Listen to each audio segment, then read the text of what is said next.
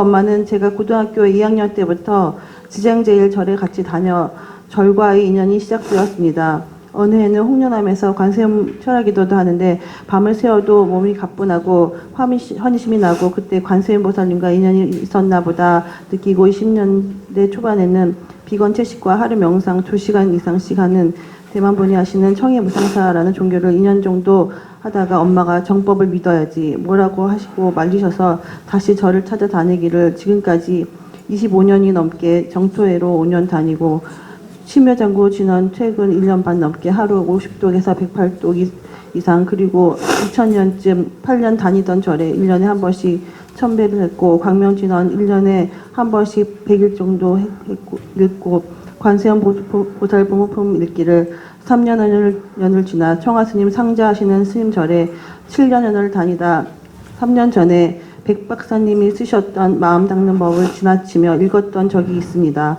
그리고 그 절 총무님과 이생보다 전생이 엇보인지 미울 만큼 관계가 나빠져 견디다 못해 그 절을 접으면서 날개를 달았습니다. 그것이 금강경이었습니다. 그 절 다녔던 어느 보살님이 예전 백박사님이 쓰신 글에 아침 저녁으로 금강경 읽음으로 업식도 닦이고 벌레도 안 끼어 그 말에 2019년 9월부터 금강경 읽으며 유튜브에 김원수 법사님 강의에 빠져 나중엔 카페까지 2018년 것까지 강의 내용까지 훑어 계속 보았습니다. 너무 좋아서 몇 달을 지나가는 줄 모르고 보았습니다. 그때 2019년 9월에 대전 동네에 수부스님께서 육조단경 강의를 오신다길래 그때부터 가나선 참선 공부와 서울이 고향이라 안국선언의 집중 수행을 일주일 점검도 3일 만에 끝내고 삼성과 금강경을 1년여를 같이 해왔습니다. 금강경은 3독에서 5독 정도 매일 읽고 5월 8일 출가 전에 33일은 7독도 해보고 일주일 7독도 나눠가며 주말 출가를 지금까지 10번째 하던 중 지금 1년이 지난 시점에 참선을 잠시 접었습니다. 금강경이 업식과 아상을 죽이는 공부가 더 수수하고 빠르다고 느꼈습니다. 꿈도 많이 꾸었습니다. 5월에는 꿈속 어느 구절 금강경 읽고 있고 6월에 2번 법사님도 뵙고 버스에서 준비 잘했냐고 물으시는지 네 대답만 했고요. 한 번은 2권을 쓰시고 슬리퍼를 신으신 모습이 조금 달라 꿈 깨고 도반분이 알려주셔서 금강경 소책자의 손석재 선생님이셨구나 알았습니다. 스님들도 꿈도 많이 꾸었습니다. 큰 물고기가 죽는 꿈, 뱀요리가 나오는 꿈, 7월 어느 날 꿈엔 높은 빌딩에서 떨어져 죽었는데 땅에 닿으니 불이 붙어 불새가 되어 날아가는 꿈도 꾸었습니다.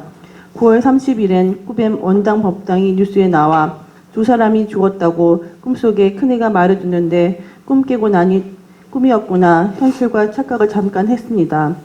그리고 이건 꿈 내용이 아니고 요즘 대전 법당에서 느꼈던 어떤 느낌의 경계로 알았던 걸 지금 다 좋아진 내용이고 경계가 아니라서 말씀드려야 될 것 같아서 말씀드립니다. 8월 23일 금강경을 이제 도반들과 읽을 때부터 끝에 가장자리 끝에 아주 작은 물체 파란 느낌이 나는 물체가 느껴져 저의 경계인가 보다 했습니다. 근데 경계가 아니었습니다. 9월에도 서너 번씩 금강경 읽을 때마다 그런 느낌이 났는데 아무런 반응 없이 느껴졌습니다. 그래서 그게 저의 경계였거니 그냥 지나치려다 거기 회장님께서 이제 물어보니 60년대, 70년대 아주 큰 방직 공장이 무지 크게 있었다고 거기 직원이 파란색 앞치마를 다 했으니까 아마도 그때 사람들이었을 거라고 그러겠지. 그리고 다음날부터 가기가 쉽지 않아 마음이 좀 불편해졌습니다. 10월 초부터 발언을 해드리고 바쳐야지 했는데 10월 첫 주부터 2번 이상 여러 번 발언하니 더 어깨가 빠질 듯이 아팠고 머리도 집 올 때까지 지끈지끈 집 30분 와서 풀어졌습니다. 아마도 쉽게 떠나기 싫으셨던 것 같습니다. 10월 9일 자시정진 때가 최고조였습니다. 신법당 2층에 녹음한 독경을 틀어 블루투스에 따라 들으며 독경을 하니 더 심하게 팔과 어깨가 무지 아파서 독경이고 뭐고 집에 가려다가 김원수 법사님 120명 이상 하신 녹음된 소리를 2번째 틀어놓고 독경을 하니 확실히 아픈 것이 덜했습니다. 그런 단체의 독경 소리와 법사님의 기세가 있는가 봅니다.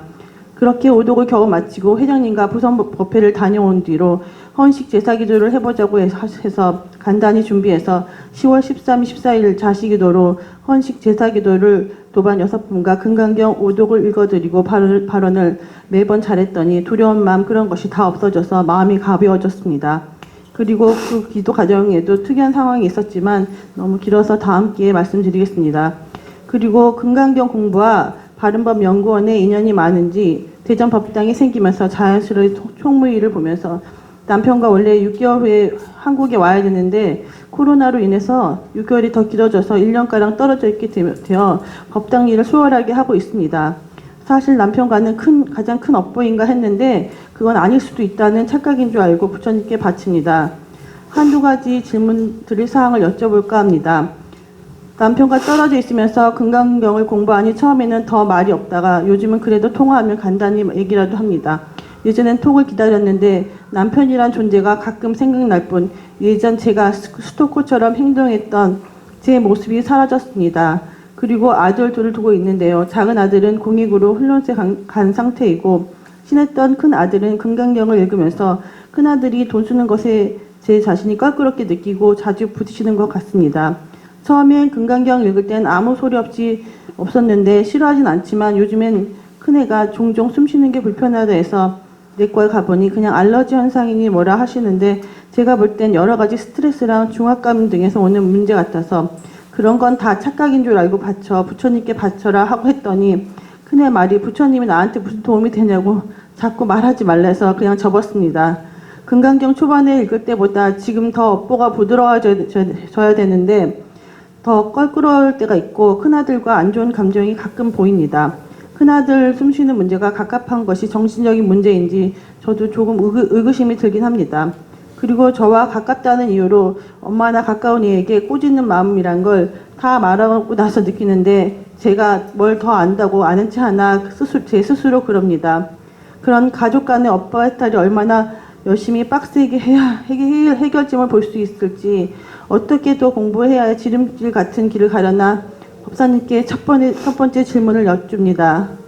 그리고 두 번째 질문은 너와 내가 다르지 않다는 불의 진리를 알면서도 내 것과 저 사람 것을 다 나누고 따로 무엇이든지 가지려는 탐심이 아직도 있습니다.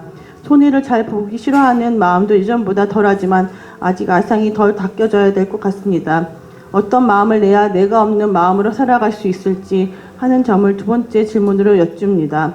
법사님의 수수하는 법문 잘 새겨들어 여기 모이신 분들 없이 잘 닦으셔서 부처님 전 복 많이 지으시길 바란드리며 법사님의 귀한 고견 청합니다.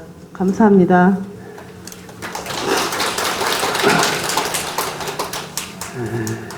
상당히 긴 질문지 이 내용을 중에서 제가 상당히 기억에 남는 것이 있다면은 여러 수행 과정을 거치셨다라는 것, 이것이 제 기억에 많이 남습니다. 우선 제일 먼저 홍련암에서 관세음보살 기도를 그 전에 지장제일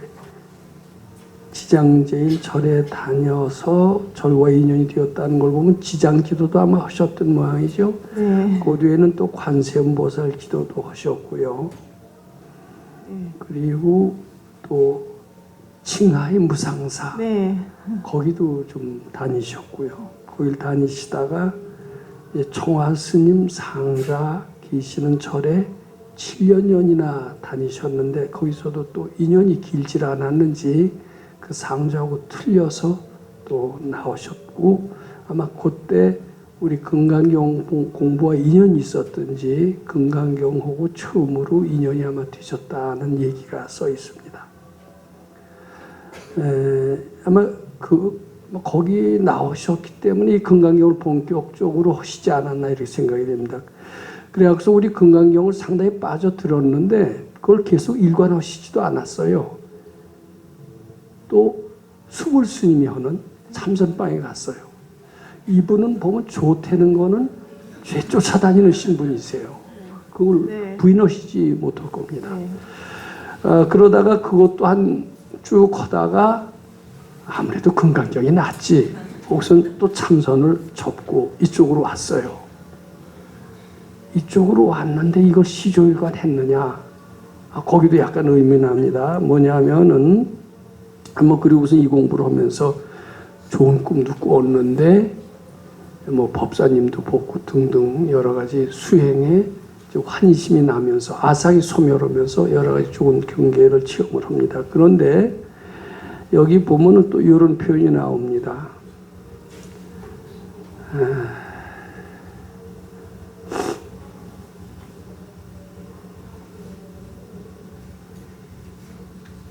헌식 기도를 한다라는 말이 나와요. 네, 그거는 얼마 전에 한 10월 초쯤에 그렇게 네네, 좀 오독을 피하고 회장님과 부산 법회를 다녀온 헌식 제사 기도를 해보고자 간단히 준비해서 10월 13일, 14일 자식 기도로 헌식 제사 기도로 도반 6분과 매일 발언을 했더니 마음이 가벼워졌다. 헌식 기도라는 게 저는 헌식을 하면서 기도 중에 헌식을 했다는 얘기입니까? 아니요, 그런 경계같이 보이는 것은 8월 말부터 있었고요. 네. 그런 게 있었는데 그때 제가 경계를 느낄 때는 아무런 증상이 없었어요. 보이기만 하길래 그냥 아무렇지도 않구나 했는데 지나고 나서 한 9월 말쯤에 회장님한테 여쭤보니까 거기에 그 주변이 다 그 방직 공장 60년대 70년대 엄청난 규모의 방직 공장이었다고 그 파란 옷을 입은 사람들이 아마 그런 방직 공장 그게 이제 직원이었다고. 경계인 줄 알았더니 경계가 아니라 귀신이라는 그런 얘기시죠. 네. 귀신하고 싸움도 해가면서 수도도 해가면서. 네, 맞아요. 저 엄청 힘들었어요. 며칠간. 네? 며칠간 한 2주 전에 굉장히 힘들었어요. 제가. 힘든 게 이제 귀신의 장난이다 이렇게 생각하시는 것 같습니다. 그렇죠? 귀신이 어깨에 붙은 거겠죠. 네, 아무런 느낌 그전에는 느낌이 없었는데 이제 말하고 나서부터 회장님이 말하고 나서부터 그게 힘들더라고요. 네네. 예, 그 뒤에 참 어려우신 게 많으신 것 같습니다. 가만히 보니까 남편하고도 여기 표현이 처음엔 말이 없다가 요새는 말이 하는 걸 보면 그렇게 부드러운 사이 같지는 않아 보이고요. 네, 거기도 원만한 것 같지가 않고 큰아들하고도 역시 원만한 것 같지도 않고 참 사연이 많으신 것 같습니다. 자, 이제 질문이 뭔가 하면은 가족과의 업보가 제일 큰 문제이신 것 같아요. 어떻게 보면 가족과의 업보를 했다는 이제 이런 질문. 두 번째는 불의의 진리를 어떻게 실천해야 되느냐 이런 상당히 불의의 진리는 거창합니다. 도인의 경지에 속하는 건데 그걸 어떻게 해야 되느냐 이런 질문이신 것 같습니다.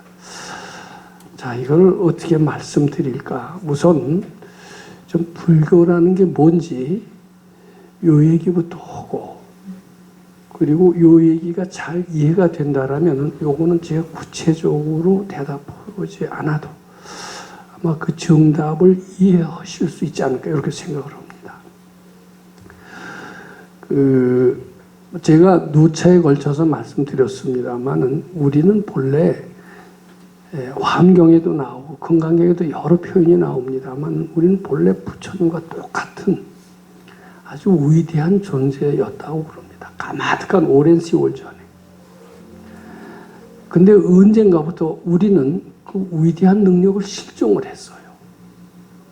그 영원한 낙원에서 우리는 실종이 돼서 마치 기독교에서 선악과를 따먹고 그리고 고생길에 들어섰다는 것과 아주 유사하게 우리는 고생길에 들어서서 본래 부처인 것을 망각하고 한없는 고생길에 쌓여있다. 이것이 인생이다. 이런 이야기를 부처님의 화엄경이나 법화경의 말씀을 빌어서 제가 종종 말씀드린 적이 있었습니다.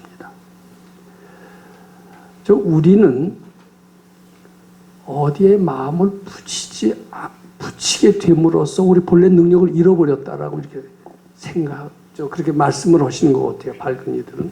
즉 우리는 어디에 마음을 붙이느냐. 자, 우선 결혼을 하게 되면 처자가 생기죠. 여기에 마음을 붙입니다. 그리고 이내들을 위해서 사는 존재라고 생각하게 됩니다. 근데 사실 그게 아니거든요. 그 뒤에 처자가 생기면 직장을 가져야 돼요. 이제 사회생활이 시작이 되고요. 직장이 생깁니다. 이제 처자한테 마음을 붙이고 직장에 또 마음 안 붙일 수 없잖아요. 직장을 갖다가 마음 안 붙이고 되는 대로 했다간 직장에서 다 쫓겨납니다. 직장 일을 잘해야 되고 진급도 해야 되고 이래야 됩니다. 즉 부귀영화에도 또 마음을 붙입니다.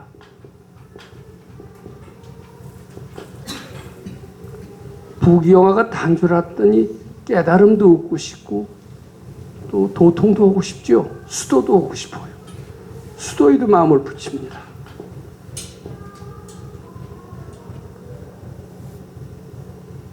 자, 우리가 마음을 갖다 여기 붙이고 여기 붙이고 여기 붙이고 여기 붙이고 여기에 붙입니다.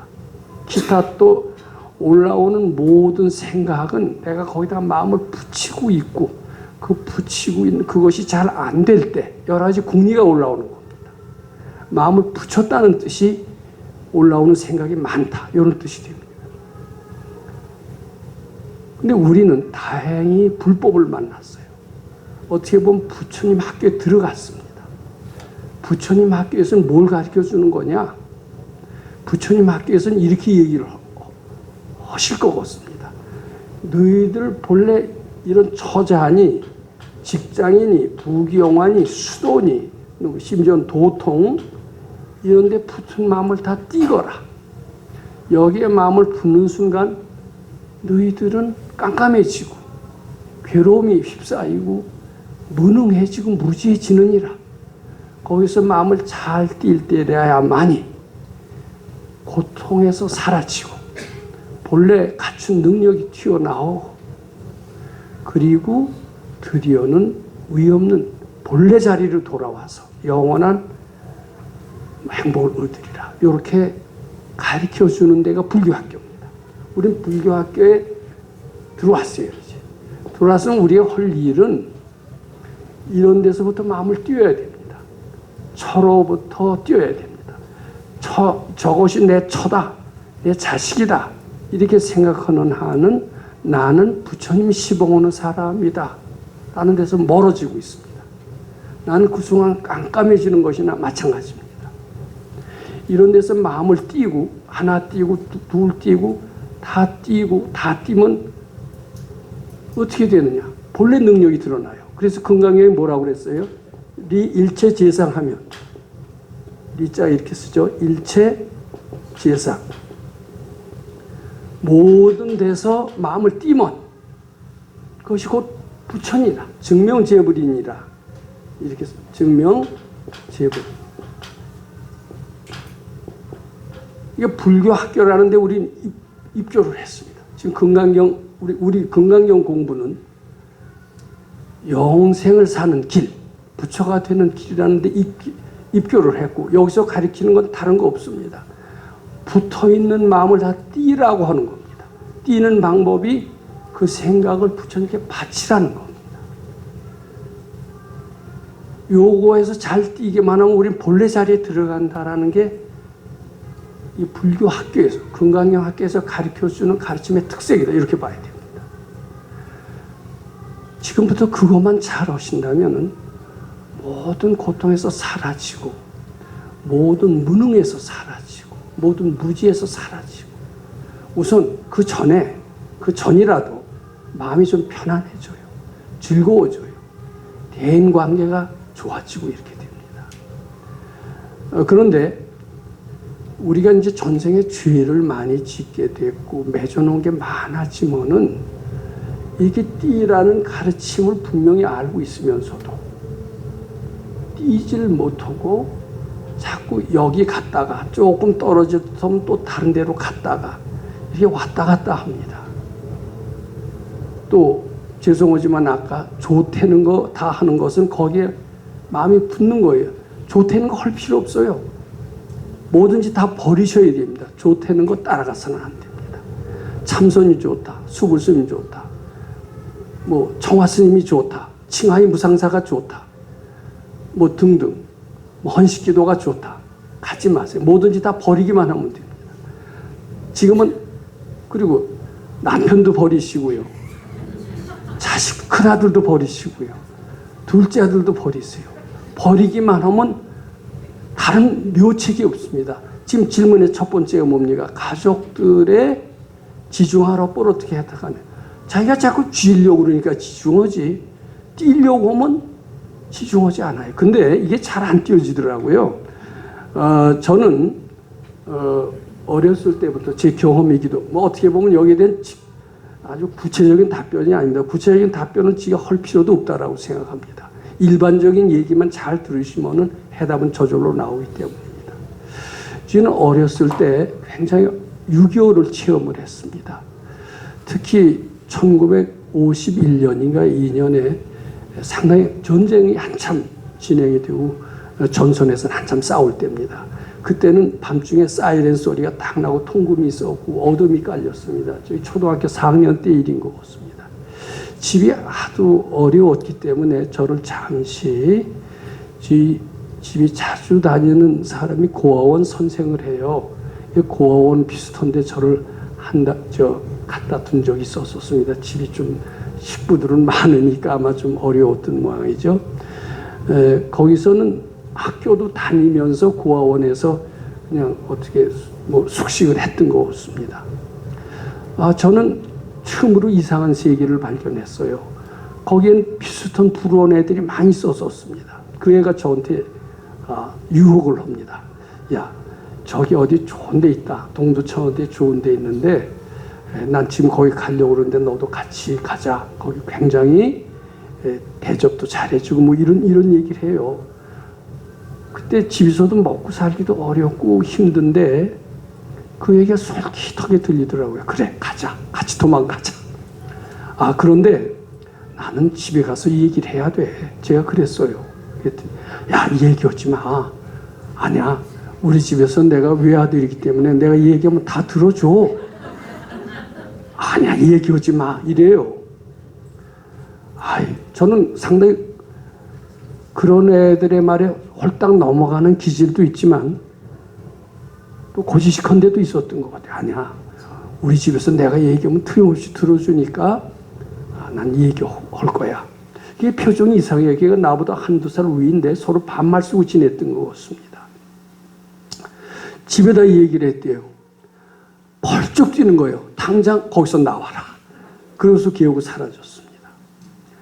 저는 초등학교 때 부러운 친구들을 많이 만났습니다. 부러운 친구들을 만나니까요, 걔네들은 나중에 뭐 참 조폭도 되고요, 친구 따라서 많이 변하더라고요. 또 착실한 친구를 만나니까 또 공부하게 되더라고요. 저는 그래서 이 선지식의 필요가 꼭 하다고 봅니다. 밝아지려면은 또 자녀들을 잘 키우려면은 좋은 친구 사귀는 게 꼭 필요합니다. 좋은 친구 만나면 말기암도 고칩니다. 좋은 친구 만나면 나쁜 버릇 고쳐집니다. 좋은 스승 만나면은 모든 고난에서 다 벗어나서 밝아질 수까지 있습니다. 근데 그 뜻대로 되질 않습니다. 지금부터라도 본인이 제일 중요합니다. 우리가 늘 원하듯이 세세생생 선지식 모시고 부천절에 복만시길 발언하는 것은 늘 해도 조금 더 지나치지 않는 꼭 필요한 원이다라고 생각합니다. 주의 인연에 의해서 우리는 형성된 가짜 나 속에서 살고 있습니다. 주의 영향에 그렇게 우리는 민감한 존재입니다. 주위에 밝은 선지식이 있다는 것은 큰 행복이다 이렇게 생각을 합니다. 또 반대로 나쁜 인연을 만나면은 우리는 나라는 특성이 없어요. 나쁜 인연에 의해서 형성된 가짜 나에 의해서 조종을 받고 살기 때문에 나쁜 인연 만나면 상당히 똑똑한 사람들도 그런 길로 빠질 수 있을 가능성이 항상 있습니다. 그러면 가장 좋은 인연이 뭐냐? 우리가 만들어 가야 됩니다. 그게 부처님께 향하는 겁니다. 무슨 생각이든지 바치라는 것, 부처님께 바치라는 것은 부처님이라고 하는 좋은 인연과 자꾸 그 인연과 맺기를 발언, 부처님 품속에서 살기를 발언하는 거나 똑같습니다. 보살님, 좋다는데 다 따라다니지 마십시오. 좋다는데 따라다니는 그 마음을 부처님께 바쳐 시봉자라기를 바랍니다. 아들을 딱하게 생각하는 마음이 들더라도 그 생각 바쳐서 시봉자라기를 바랍니다. 좋대는 기도하고 싶어도 그 생각 바쳐서 시봉 잘하길 바라니 이 공부 잘하겠다는 생각도 탐심이니까 그것도 바쳐서 시봉 잘하길 바라면서 모든 데서 마음을 띄워주시기 바랍니다. 근데 혼자서 잘 안 띄신다면은 법당이라도 한번 자꾸 나오시기 바랍니다. 법당에 나오시되 거기 법당에도요 나쁜 도반들 많아요. 다 좋지 않습니다. 우리 어떤 생각이든지 바치자. 요렇게는 도반들만 사귀십시오. 요렇게면 기도가 잘 된다. 저기 가면 소은송치가 더 잘 된다. 왜 어디 가서 소은송치가 더 잘 된다 이렇게 얘기하는 사람은 다 가짜입니다. 내 마음속에 모든 것이 다 가짜예요. 무슨 생각이든지 바쳐라 하는 사람은 진짜 도반입니다. 우리 법당에 나온다고 다 도반이고 날 좋은 길로 인도해주고 이렇게 생각했다고는 큰 착각입니다. 패거리 짓는 순간, 친한 사람이 있는 순간 우리 부처님과 멀어집니다. 자, 무슨 얘기를 더 해드릴까요? 감사합니다. 잘 들었습니다. 오늘 질의응답은 제 마음을 전하는 그냥 답변 같습니다. 저희 소중한 질의응답 시간을 내주셔서 감사합니다. 모든 분들이 질의응답 잘 들어주시고 신심발심해서 부처님 시봉 복 많이 지으시기를 바란드립니다. 먼저 부처님, 법사님 감사드립니다. 이렇게 매주 다시 올 수 있게 해주셔서 정말 감사합니다. 그리고 너무너무 신나고 행복합니다. 그런데 저번 주 포행 때는 이 행복한 마음이 어디서 왔을까 생각을 하니 바로 이희유하신 법사님이 계셨기에 이보다 더 행복할 수 있을까 생각하면서 내 인생이 다하는 날까지 법사님 건강하게 오래오래 축복된 마음으로 계셔 주시기를 바란드립니다. 김원수 법사님의 건강경은 아주 특별한 것 같습니다. 처음 출가할 때는 코로나가 심각하지 않았는데 아마도 2월 초쯤 두 번째 출가할 때는 아주 심각했고 전 세계적으로 이 힘든 난제를 겪게 되었습니다. 그런데 저도 그렇게 여기 계신 여러 도반님들의 마음도 코로나의 난제는 어디로 도망을 가버리고 주말마다 우리나라 금수강산을 누비며 또 아주 좋은 호텔에서 평생 이런 곳에는 행사가 아니면 올 수 없는 곳인데 정말 영광입니다. 만나는 식사에 또 수준 높은 공연들, 나날이 좋아진 합창단 애절한 피아노 연주, 또 도반님들의 힘찬 노래, 지금껏 끼를 발산 못한 한 부산에 계신 메조 소프라노 음악을 들을 때마다 감동을 받고 있습니다. 포행 오시면 꼭 신청합니다. 그리고 빼먹을 수 없는 쌍둥이자매, 정말 천사가 따로 없네요. 어디서 이런 공연들을 돈 몇만 원의 멋진 공연을 주말마다 화려한 생활을 할 수 있을까요? 아마도 이 세상에서 우리들만의 특별한 선택을 받은 분들이라 생각합니다. 다 이것이 김원수 법사님의 든든한 울타리 안에서 그렇지 않을까 생각합니다. 바른법 연구원과 인연이 없었다면 다들 집에서 힘들게 지내지 않았을까요? 법사님 감사합니다. 저는 가끔 도반님들께 물어봅니다. 법사님과의 인연은 얼마나 되셨는지요? 어떤 분이 10년 정도 되었다고 하였습니다. 저분은 얼마나 복이 많으시면 10년 전부터 만나 지금까지 정말 마음속으로 부러워하며 이 마음 부처님께 바쳐 지금이라도 법사님을 만났으니 얼마나 다행입니까? 정말 감사합니다. 건강경 공부 열심히 해서 부처님 시봉 기쁘게 해드리기를 바란드립니다. 저번 주 어떤 보살님께서 이 좋은 분을 나만 보고 나만 알고 싶다고 하였습니다. 그 마음 누구나 다 가질 수 있을 것 같은 마음인 것 같습니다. 이 욕심 많은 마음 부처님께 바칩니다. 수업료 한 푼 내지 않고 이렇게 훌륭한 건강경 공부를 하게 해주시고 말씀 한 구절 한 구절 소중하지 않은 말씀 어디 있겠습니까? 법사님의 열정으로 모든 중생들을 한 번이라도 더 깨우쳐서 이 세상 살아가는데 잘 살아가기를 바라면서 그리고 아주 겸손하시고 인자하신 모습으로 법문을 하시는 법사님 정말 대단하시고 고맙습니다.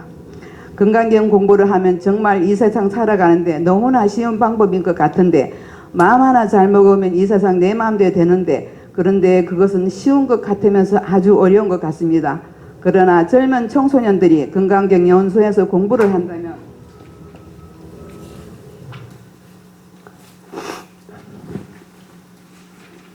아무리 힘든 난제라도 좌절하지 않고 또 젊음을 낭비하지 않고 아주 소중한 시간을 보낼 수 있지 않을까 보낼 수 있으며 청춘을 마음대로 펼쳐서 지혜로서 아마도 좋은 세상을 만들어 가지 않을까 생각합니다. 저도 처음 법사님 법문 듣고 이 아들이 이 법문 들으면 얼마나 좋을까 생각했는데 다행히 지금은 건강교육 공부를 열심히 하고 있습니다.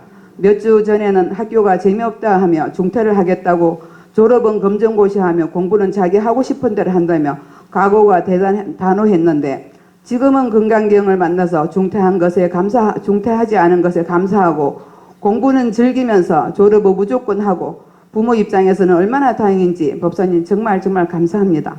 이 세상 모든 청소년들이 법사님 건강경 본문 많이 듣고 지식의 공부가 아닌 지혜의 공부를 하시기를 바란드립니다. 법사님 질문 드리겠습니다. 아들이 지금은 건강경 공부를 호기심 반으로 뜻도 모르고 잘하고 있는 것 같습니다. 가끔 마음 닦는 책도 읽고 성자와 본보도 읽으며 나보다도 더 열심히 하고 있습니다. 그런데 이 공부를 태타심 나지 않게 꾸준히 할 수 있는 마음가짐을 가질 수 있도록 법사님의 답변을 기다려 봅니다. 감사합니다.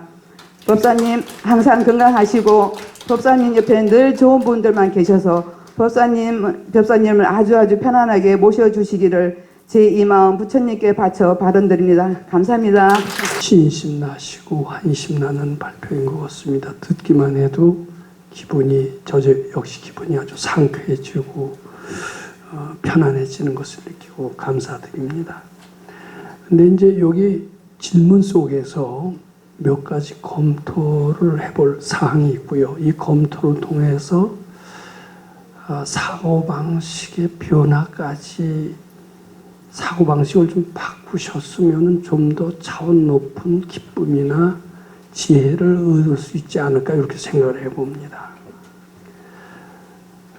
여기 이제 이런 표현이 나옵니다. 이 행복한 마음이 어디서 왔을까 생각을 하니 바로 희우하신 법사님이 계셨기에 이보다 더 행복해질 수 있을까를 생각했다. 내 인생이 다하는 날까지 법사님 건강하게 오래오래 축복된 마음으로 계시어 주시기를 바란드립니다. 이렇게 표현을 하셨는데요. 법사님이 계시기 때문에 행복하셨다라는 표현은 법사에 대한 고마움의 표시로는 받아들일 수 있을지 몰라도 이게 정확한 표현은 아닙니다. 법사가 없으면 불행해진다는 뜻이 됩니까? 그렇진 않겠죠. 이것은 이렇게 수정해야 맞습니다. 법사에 대한 공경심이 보살님을 편안하게 했다. 이렇게 하면 말이 돼요. 근데 법사님 자체가 계시는 것, 법사가 있어도요, 법사 공경하지 않는 사람들 굉장히 많습니다. 그런 사람들은 여기서 보살님처럼 행복을 느끼지 못해요. 법사님이 계시기 때문에 했다. 이것은 정확한 표현이 아니다. 법사님에 대한 공경심 때문에 그 공경심은 아상을 죽이고 아상을 죽이는 것은 편안함을 불러오게 되어 있습니다. 그렇게 바꿔주셨으면 좋겠습니다. 그 뒤에요. 또 이제 그거 비슷한 표현이기도 합니다만은 그 다음 페이지인데 김엄수 법사님의 든든한 울타리 아니라 그렇지 않을까 생각해 봅니다. 이제 이것도 굉장히 요새 아주 공연도 좋고 이런 좋은 호텔에 저도 요새 호텔 구경 만끽하는 것 같습니다. 저도 이런 호텔 잘 못 와봤어요. 호텔 같은 데를 도대체 다니질 않았기 때문에 이런 강연장 같은 데는 거의 구경할 기회가 없었는데 지난번에 어디 설악산 앞에 라마다 호텔 얼마나 멋있고 좋았으니까 아유 촌사람이 서울 구경하는 것처럼 좋았던 것 같습니다. 보살님도 역시 이제 이렇게 참 매주 또 멋진 아주 공연 이걸 보면서 즐거우셨던 것 이것은 김원수 법사님의 든든한 울타리 아니라서 그렇지 않을까 이렇게 생각하셨다라는 것 같은데 요거 표현도 제가 좀 바꿔드렸으면 좋겠어요. 김원수 법사님의 울타리가 아니라 보살님이 만든 그런 세계입니다. 김원수 법사의 울타리라고 하는 것은 마음 밖에 어떤 형상을 얘기하는 거죠.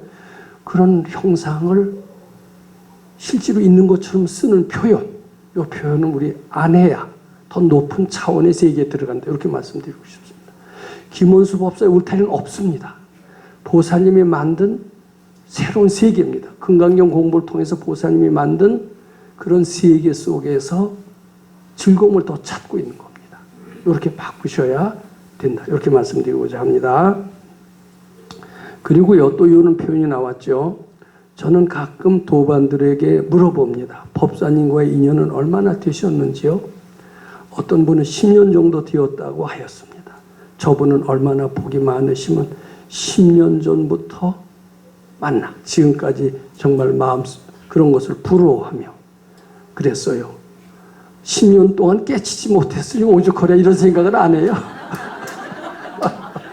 근데 이것은 조여셔야 돼요. 오래 있다고 행복하지 않아요. 1년밖에 안 됐어도요. 놀랄만한 체험을 합니다. 10년 되도록 환심을 못 냈다면 그분한테 문제가 있다고 생각합니다. 이건 보살님이 왜 이렇게 빠른 거예요. 그러니까 그 남하고 비교하시지 마시고 10년이라고 다 더 좋은 것은 아니다. 뭐 물론 10년에 깨치지 못했으니 별거 아니다라는 제 표현은 좀 약간 도가 지나쳐서 죄송합니다만은 오래 있던 것이 공부의 성장과 거의 무관합니다. 초발심시 변정각 이런 구절이 있듯이 처음에 오자마자 깊이 빠져들어가는 분이 있어요. 전생부터 닦았던 것이 그렇습니다. 오래 있었다고 자랑하는 사람 외래 시원찮은 사람입니다. 오래 있었다는 것을 내세워서는 안 됩니다. 오래 있었다는 것을 우리는 내세우지 않도록 하는 것이 우리 백선생님의 가르침의 특징입니다. 우리 소사에서 있었던 이야기를 잠시 말씀드리겠습니다. 세상 사람들이 그렇듯이 세상에는 오래 있으면 선배라고 스스로 생각을 하고 선배 대접을 받으려고 하고 밥그릇 따지려고 하고 오래된 텃세를 하는 것이 거의 이 세상의 풍토입니다. 법당에서도 예외가 없었습니다.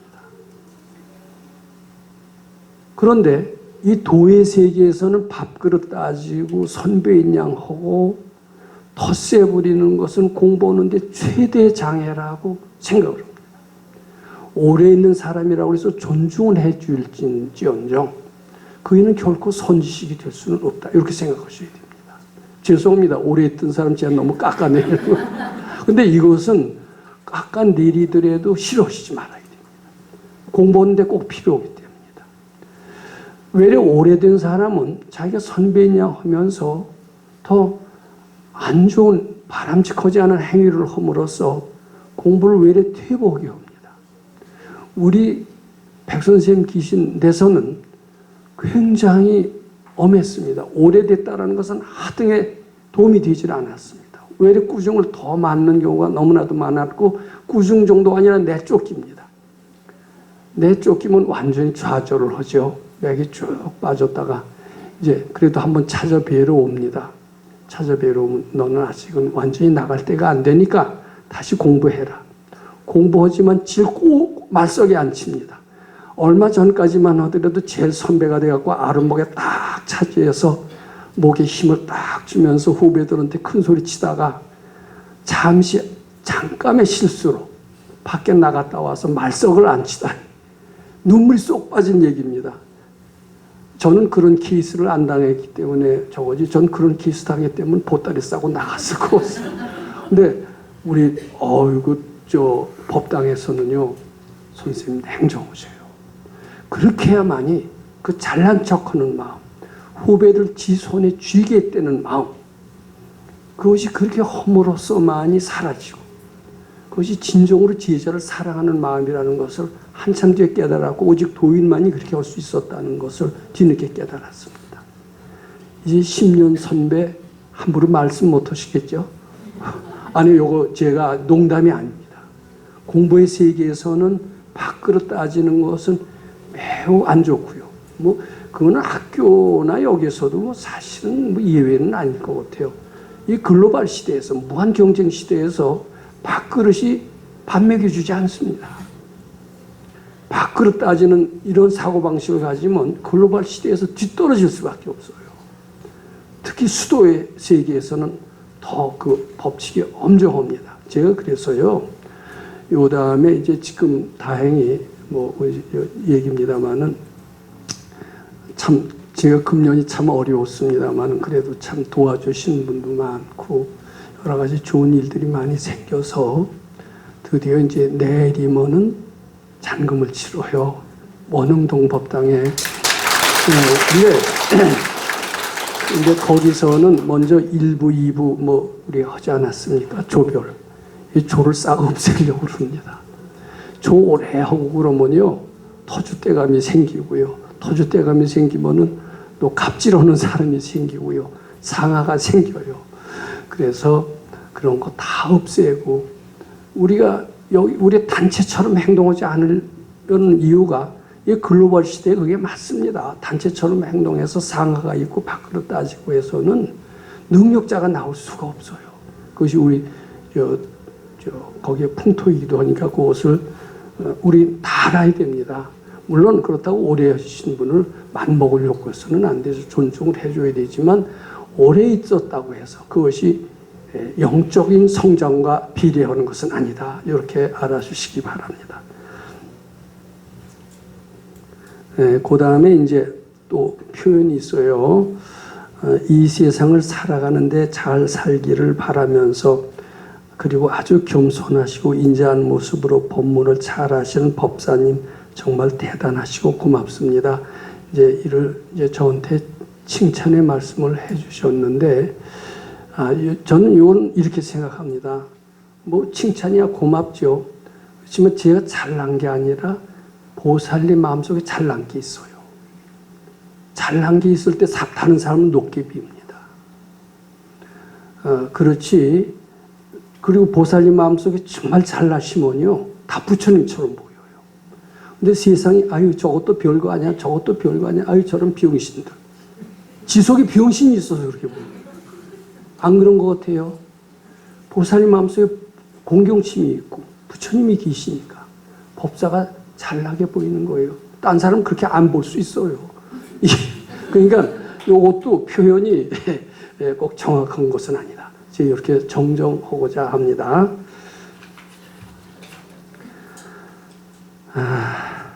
이제 질문입니다. 이제 그 아드님 걱정을 많이 하시는 것 같아요. 근데 아드님을 잘하면 바꿀 수 있습니다. 근데 이제 본인이 바꾸시질 않고 저한테 비법을 일러서 뭐 어떻게 싹 오랫동안 그 마음이 유지되기를 바라시는 것 같은데, 물론 제가 아직 좀 여유가 있으면은 그 사정도 듣고 저는 조금 같이 기도를 할 때가 많이 있습니다. 어제도 어떤 분이 찾아오셔서 아주 어려운 사정을 호소하시길래 안 됐더라고요. 그래서 잠시지만 같이 1, 2분밖에 안 됩니다만 같이 미륵존 예배를 해드린 적이 있었습니다. 저는 제가 도와드릴 수 있으면 도와드리고 싶습니다. 힘 닿는 대로. 근데 요새는 제가 너무나 바빠져서 개개인의 딱한 사정에 제가 어떻게 일일이 다 할 수가 없어요. 근데 제일 그 구원해 주실 수 있는 분은 부처님이거나 또는 어머니는 가능합니다. 왜 가능하냐? 어머니가 신통력이 있어서 자식을 잘되게 한다라는 게 아닙니다. 어머님은 그 자녀와 가장 인연이 깊은 존재입니다. 가장 인연이 깊은 게 어머니와의 인연일 겁니다. 자, 자식입니다. 어머니. 여러 생 끈끈한 인연으로 맺어졌어요. 근데 어머니가 공부를 잘하지 않습니까? 잘한다는 뜻은 무엇이냐면 이 업보가 해탈된다는 뜻입니다. 어머니는 부처님을 자꾸 향합니다. 그럼 이 끈끈하게 맺어진 업보가 느슨해집니다. 느슨해지다가 나중에 없어져요. 근데 이렇게 없어지면은 자식이 어떻게 되느냐? 자식이 잘 돼요. 그래서 자식을 잘 되게 하는 것은, 즉 자식을 구제하는 것은 어머님의 역할이 굉장히 큽니다. 어느 스승보다. 왜냐하면 자식과 가장 지중한 인연이 있기 때문입니다. 그래서 보살님께서 부처님 잘 향하세요. 그럼 아드님은 뭐 잘해라 건강히 읽어라 이러시지 마세요. 그렇게 하는 건 외려 역효과가 될 수도 역효과이고 업보 연습입니다. 이 업보를 그대로 튼튼하게 더 끈끈하게 만드는 것이지 그것을 느슨하게 하는 것은 아닙니다. 열심히 해라 하고 재촉하는 것은 기존에 맺었던 업보를 연장하는 것이다. 이렇게 보시면 됩니다. 어떻게 해야 되느냐. 이렇게 잔소리하지 마시고 잔소리하고 싶은 마음을 부처님께 바쳐 시봉자락일 발언. 한 대 따고라도 때려주고 싶은 마음을 부처님께 바쳐 시봉자락일 발언. 왜 저럴까 하는 마음을 부처님께 바쳐 시봉자락일. 자꾸 하다 보면 왜 저럴까 하는 생각도 없어지고 안 될 것 같은 걱정도 없어지고 슬슬 편안해질 때가 아들도 동시에 성장합니다. 확실합니다. 우선 이렇게 하시고요. 자꾸 부처님 잘 향하시기 바랍니다. 보충 질문 있으시면 해주시고. 네. 2018년 12월 어머니께서 법사님의 유튜브 법문을 처음 소개해 주셨을 때는 법사님의 말씀이 어렵게 느껴지고 잘 와닿지 않았습니다. 개인적인 난제로 힘들었던 2019년 4월쯤 다시 듣게 된 법사님 법문이 처음으로 마음에 와닿았고 도무지 풀리지 않는 난제가 해결될 것만 같은 희망을 느꼈던 것 같습니다. 그때부터 법사님의 법문을 아침 저녁으로 시간이 날 때마다 들으면서 금강경 독송과 바치는 연습을 시작하였습니다. 저는 어렵게 시간을 내어 작년 금강경 연수원 수련회에 참석하였고 주말 출가를 할 수 있는 여건이 갖춰지게 되면서 2019년 9월 글로벌 주말 출가를 시작으로 지금까지 법당에 다니고 있습니다. 그간 법사님의 가르침에 따라 금강경을 힘써 실천하는 과정에서 이 공부로 인해 마음이 많이 평화로워지고 자신감이 생기면서 이 공부가 참 재밌고 누구나 하기만 하면 된다는 생각을 갖게 되었습니다. 간혹가다 생각지도 못한 난제가 오기도 하고 재앙이 되풀이되어 오기도 하고 평소대로 바쳐도 잘 안 바쳐질 때도 있습니다. 또 내 눈에 보이고 내 귀에 들리는 것이 모두 내 마음의 표시라는 법사님의 말씀에 이것이 진정 내 마음인가 라는 의문을 가지기도 하고 괴로워하기도 합니다. 하지만 모든 것이 제 책임이고 제가 불러온 소원 성취라는 그 말씀이 이제 조금씩 실감이 나고 어떨 때는 난제가 생겨 바치고 원 세우는 도중에 이 일이 어떻게 진행될까 하는 묘한 기대감이 들 때도 있습니다. 법당에 와서 세세생생 선지식 모시고 금강경 즐겁게 공부하여 라는 표현을 배워 발언문에 넣기도 했었는데 문득 그 원을 바로 지금 이루고 있다는 생각이 들었습니다. 이 공부를 만났을 때 놓치지 말고 영광스럽고 감사한 마음으로 정진하여 부처님 기쁘게 해드리기를 발언하며 법사님께 2가지 질문을 올리겠습니다. 첫 번째 질문입니다. 바른법연구원의 청년봉사단에는 부모님을 따라왔다가 들어온 분들, 청년 나이여서 들어온 분들, 청년 나이가 아닌데 어쩌다 들어오게 되었다고 자신을 소개하는 도반님들이 계십니다. 청년봉사단의 일원으로 활동하는 동안 법사님께서는 저희에게 자발적으로 복을 지을 수 있는 기회를 주셨고 여러 도반님들께서 저희를 아껴주시고 좋은 음식과 선물을 보시해 주시기도 했습니다. 저 개인적으로는 이것을 영광스럽고 감사하게 생각하면서도 한편으로는 제가 이런 대접을 받아도 되나 하는 생각, 이런 마음에 보답해 드려야 할 텐데 하는 부담감을 느낀 적도 있었습니다. 법사님께서는 금강경 연수원에서 청년들에게 거는 기대가 크다는 말씀을 종종 하시곤 하는데요. 함께 모여서 법사님의 법문을 공부하는 시간을 가지지 못하는 지금 청년 봉사단들이 금강경 연수원을 위해 앞으로 어떤 마음가짐으로 금강경을 실천하여 부처님 시봉 잘할 수 있을지 여쭙고 싶습니다. 2번째 질문입니다. 저번 주에 한 도반님께서 금강경 연수원에 구체적으로 766억을 기부하고 싶다는 마음을 낸 것이 마음에 그런 요소가 있기 때문이라는 질의응답을 듣고서 예전에 한 보살님께서 인파로 인해 금강경 연수원에 줄이 길게 늘어서고 찬란한 빛이 비추는 꿈을 꾸셨다고 했던 질의응답이 떠올랐습니다. 저는 이제까지 법사님의 말씀대로 금강경 연수원이 생기면 좋겠다고 막연하게 생각하면서 어떻게 하면 이룰 수 있을까, 어떤 모습일까 하는 구체적이고 실감나는 마음은 나지 않고 당장 눈앞에 벌어지는 가양동, 원흥동 법당일에 더욱 마음을 내었던 것 같습니다. 그리고 법사님께서 안 계시면 금강경 연수원은 어떻게 하나 하는 분별이 올라온 적이 있었습니다. 이런 제 마음이 불러왔는지 법사님 계신 지금도 여러 가지 난제가 있는데 법사님 안 계시면 어떻게 하나 하는 얘기들이 들리기도 했습니다. 그런데 한 도반님의 이런 우려 섞인 질문에 법사님께서는 신장이 되어 지켜주시겠다는 말씀을 하셨다고 최근에 전해 들었습니다. 법사님께서는 금강경 연수원 설립에 이렇게 큰 뜻을 품고 많은 사람들이 금강경 인연 닿기를 원세워 주시는데 저는 금강경 연수원에 대한 분별들을 제대로 바치지 않았고 진실되게 원을 세우지 못했구나 하는 생각이 들었습니다. 어찌하여 제게는 당장 눈앞에 보이는 법당 일들이 더욱 실감이 나고 원을 세우게 되고 금강경 연수원은 아직 멀게만 느껴지고 제대로 실감이 나지 않는 것인지 법사님께 귀한 말씀을 청하옵니다. 금강경 연수원에 대해 그간 저에게 올라온 분별들을 정리한 이 질문을 부처님께 바치고 법사님의 원이 이루어지기를 그리고 무슨 일을 하든지 감사한 마음으로 부처님 시봉 잘하기를 발언하며 질문을 마치겠습니다. 감사합니다. 법사님. 우리 지난 우리 망원동에 있을 때 1조, 2조, 3조 쭉 이런 조가 있었고 거기에 이제 7조라고 그래서 이제 공양조가 있었던 것 같습니다. 6조까지는 보통조였고 그리고 8조라고 그랬어서 청년봉사조라는 8조가 있었습니다. 그런데 이 8조는 모두 다 주로 싱글 또는 완전히 처녀들로서 주로 구성이 되어 있었던 것으로 알고 있습니다. 근데 이렇게 결혼하지 않는 싱글, 이것은 공부하는데 매우 도움이 되는, 핵심이 되는 그런 요소라고 밝은 이들은 얘기합니다. 특히 절에서는요, 동진출가라는 말이 있습니다.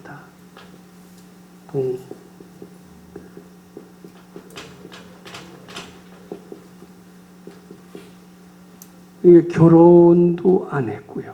아주 어린 나이에 아마 이게 한자가 맞는지 모르지만 출가해서 스님이 된 이런 경우를 동진출가라고 동진출가자를 굉장히 우대합니다. 뭐 2살, 3살 때부터 절에 와서 세상 구경을 한 번도 안 하고 머리 깎고 그리고 거기 절에서 보내주는 학교 다니고 이렇게 해서 스님이 된 분들이 있어요. 그런 분들을 아마 동진출가라고 하고 동진출가자가 더 도통하기 쉽다라고 얘기하는 것 같습니다. 이 얘기는 상당히 일리가 있습니다.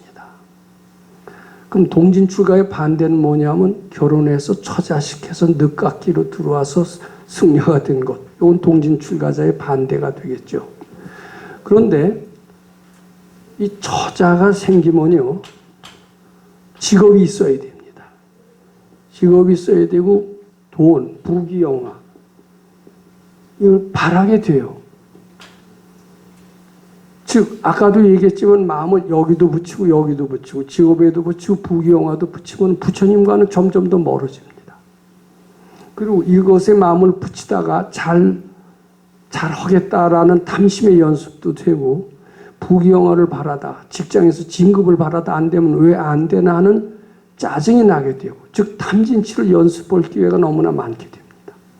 근데 반대로 결혼을 안 하고 그냥 오로지 부처님만 이런 인연 업보가 적은 사람, 처자가 없는 사람은 탐심 낼 기회도 적고 진심 낼 기회도 적고 지심 낼 기회도 적고 반대로 부처님 향할 기회가 많기 때문에 밝아질 가능성이 많다라고 얘기를 합니다. 그것은 아마 사실인 것 같아요. 근데 또 이런 경우도 있을 수 있습니다. 그럼 이런 처자가 있고 직업이 있고 이런 사람은 도통을 못 하느냐? 옛날 소승의 개념, 소승의 개념으로는 이런 사람은 금생의 도통은 힘들다라고 얘기를 합니다. 근데 이런 사람들도 구원해 주시는 가르침, 여기 우리 금강경 가르침의 특징이기도 합니다. 우리 금강경 가르침은 이런 사람들, 마음을 많이 바친 사람들, 마음을 붙여놓았잖아요. 처한테도 붙여놓고 자한테도 붙여놓고 직업에도 붙여놓고 이렇게 붙여놓은 사람들은 바칠 게 많아서 오히려 더 좋다라는 그런 논리가 성립한다고 합니다.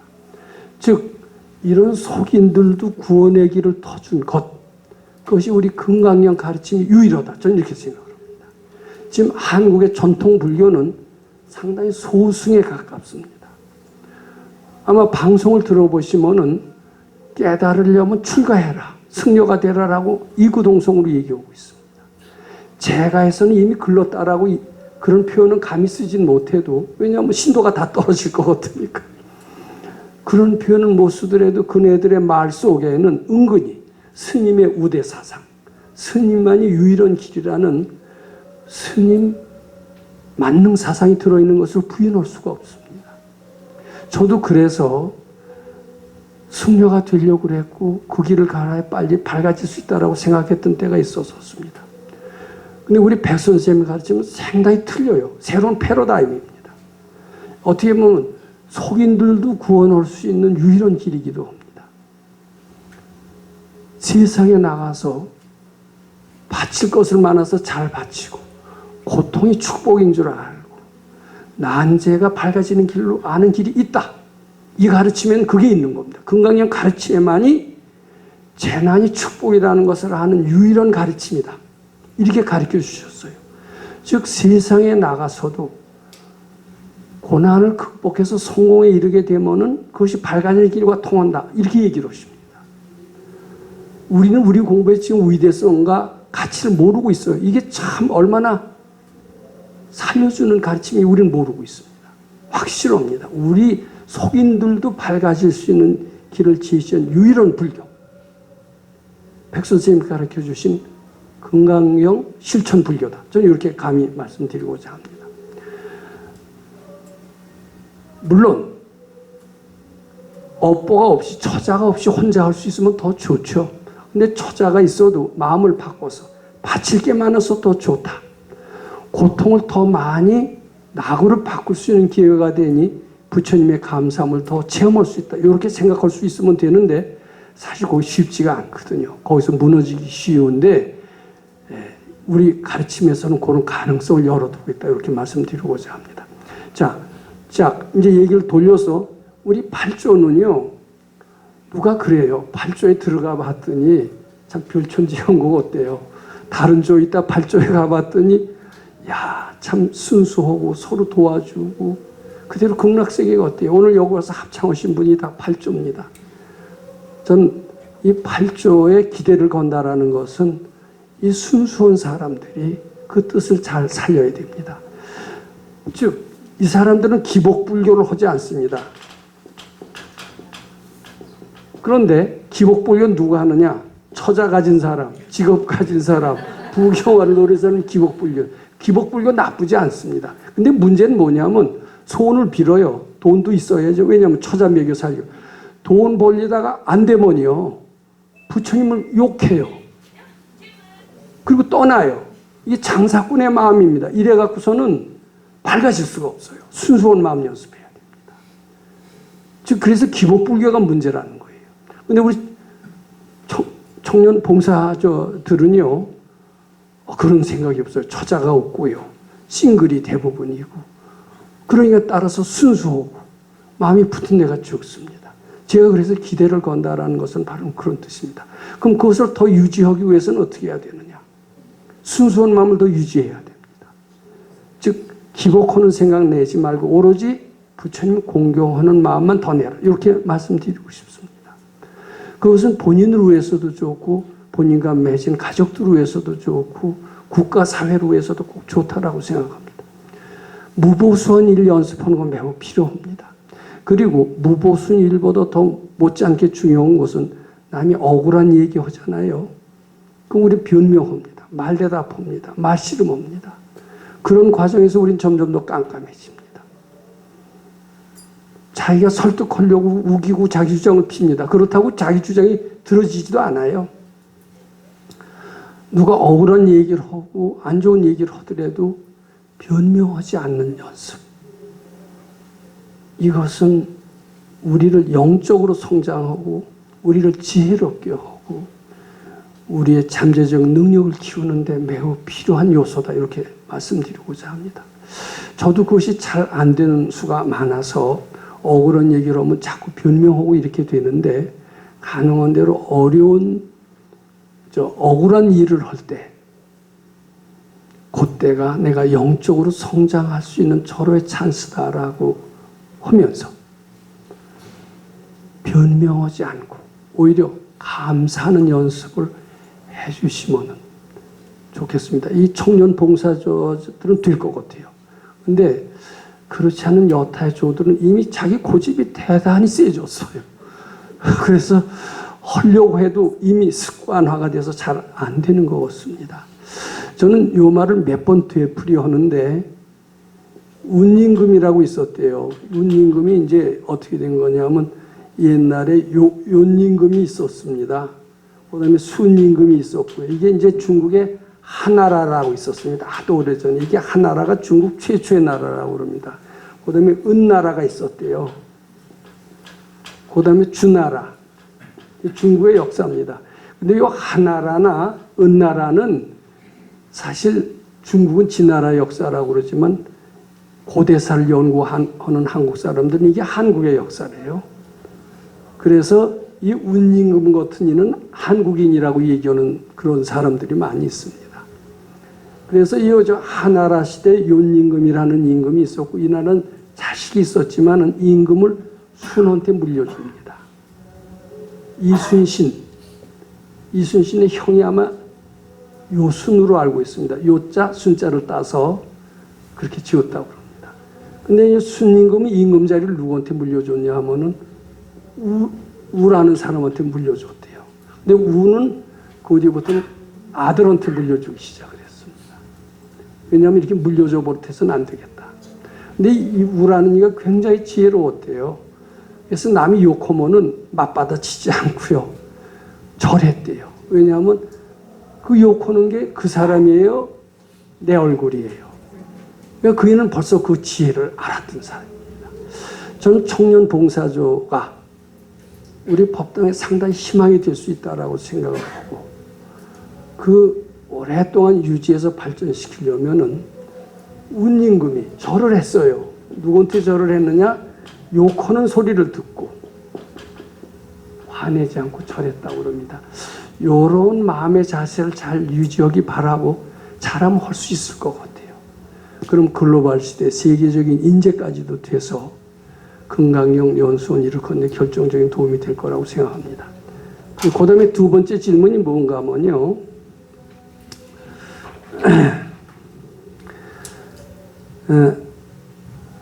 어찌하여 제게는 당장 눈앞에 보이는 법당 일들이 더욱 실감이 나고 원을 세우게 되고 금강경 요원서는 아직 멀게만 느껴지고 제대로 실감이 나지 않는 것인지 법사님께 귀한 말씀을 청하옵니다. 이랬습니다. 근데요, 눈앞에 있는 일 관심 갖는 건 당연해요. 금강경 요원서 눈앞에 있는 일이 아니죠. 막연한 희망이죠. 그러면 어떻게 해야 되느냐면 이렇게 하세요. 금강경 요원서는 다 이루어졌다.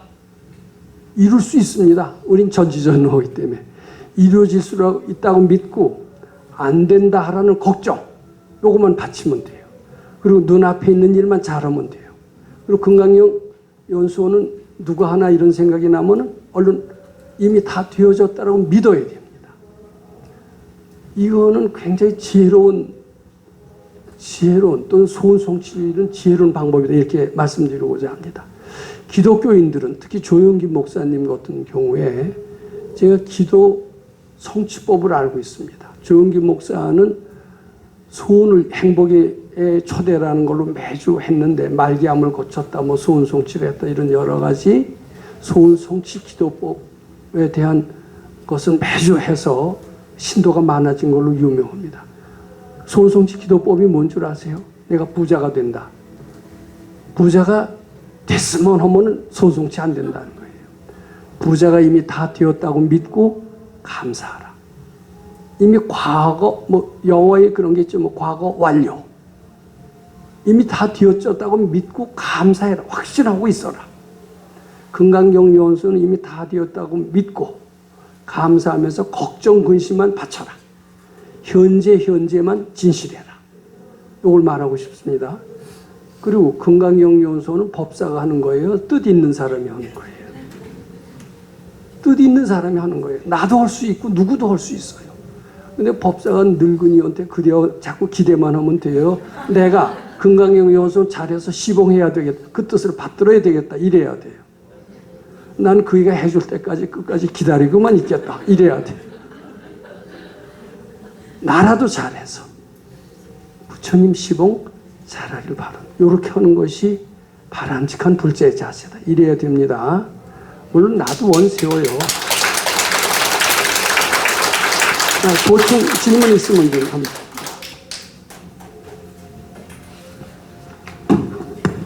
그러시면 질의응답 잘 들으시고 저는 괜찮은 것 같아요. 뭐 공연도 훌륭하니까 또 녹화해서 편에서 올려주시면 어떨까 이런 생각해 봅니다. 그래서 부처님 전에 복 많이 지으시고 오늘 유쾌하고 명랑한 하루가 되어서 부처님 시공 잘하시기 바랍니다. 예,